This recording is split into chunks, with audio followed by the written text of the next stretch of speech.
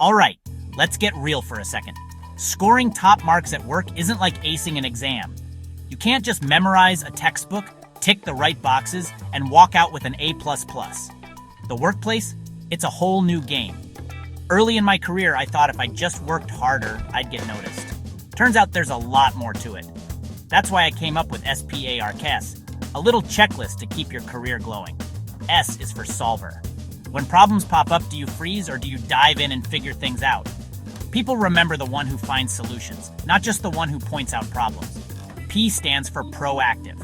Don't wait for instructions. Look for what needs doing and jump in before you're asked. Trust me, managers love that energy. A is attitude. This one's huge. Stay positive, even when things get tough.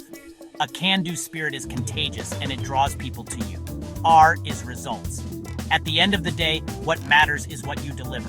Focus on impact, not just activity.